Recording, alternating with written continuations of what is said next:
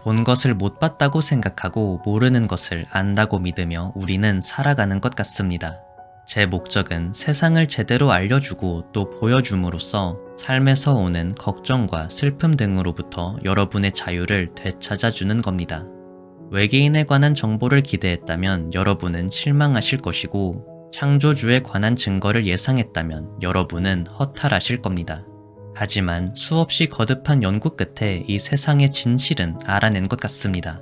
제 글을 끝까지 읽는다면 여러분의 삶은 달라질 것이고, 낮과 밤에 평안이 있을 거라 약속드립니다. 이 글이 어디서 어떻게 발견될지는 모르겠지만 확실한 건 여러분이 지금부터 알게 될 내용을 외부에 절대 알려서는 안 된다는 겁니다. 적절한 시기가 올 수 있을지는 모르겠지만 그때까지 제 연구를 비밀로 해주실 것을 간곡히 부탁드립니다.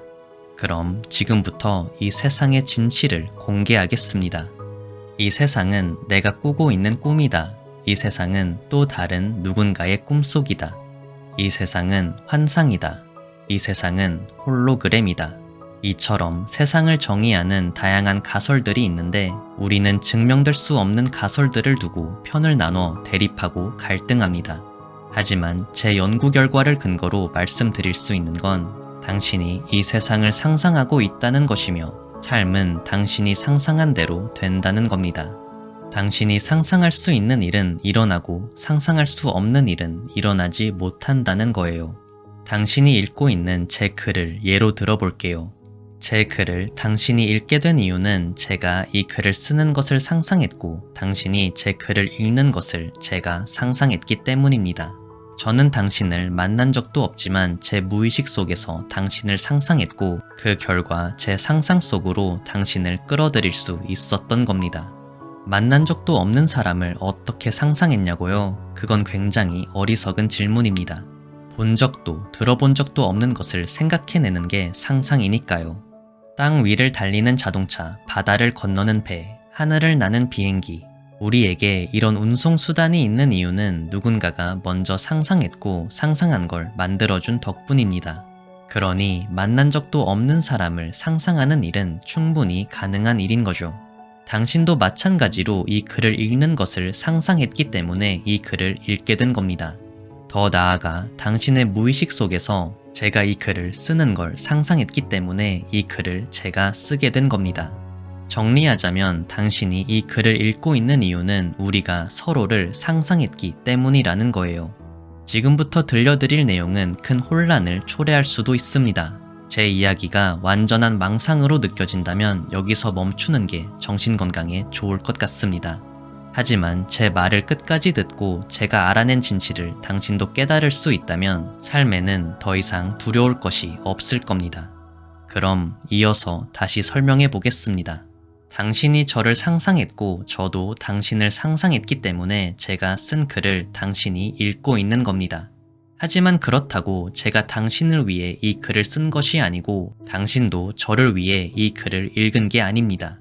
헷갈릴 수도 있는 제 말을 온전하게 해석하려면 하나의 세상만 존재할 수 있다는 편견을 버려야 합니다.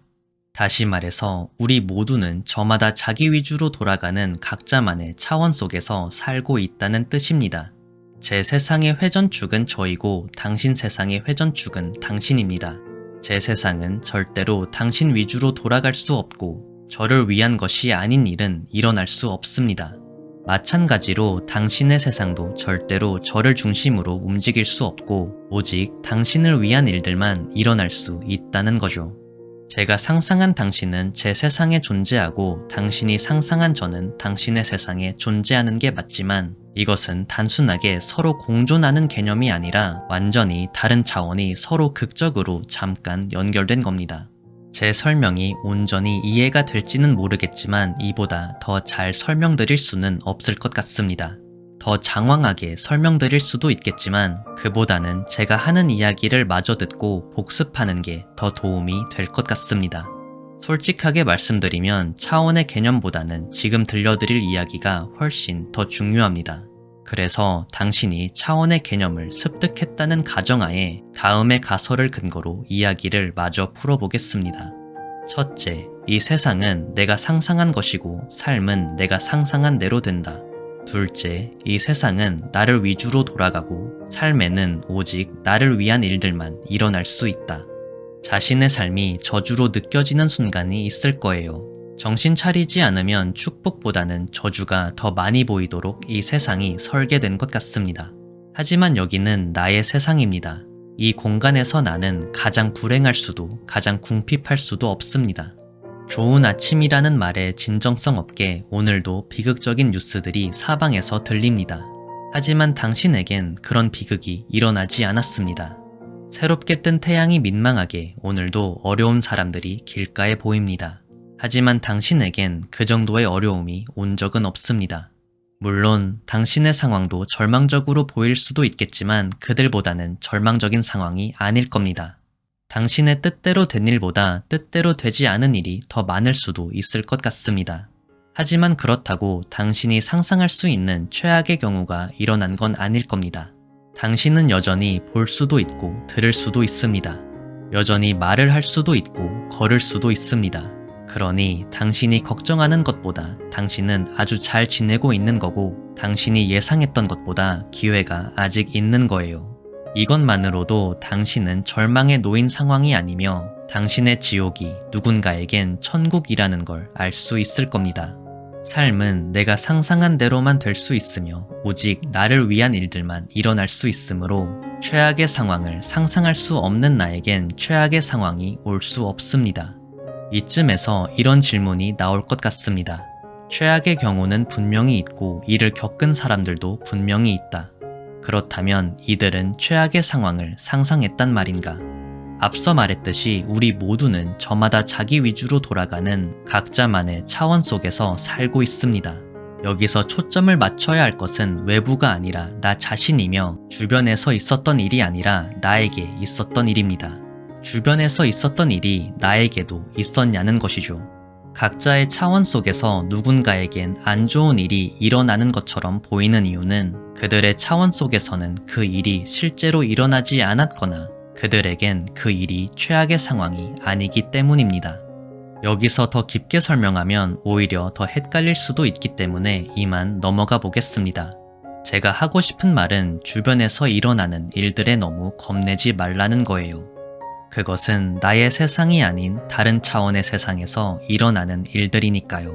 나에게는 일어나지 않을 일들이고 나의 세상에서 나는 안전합니다.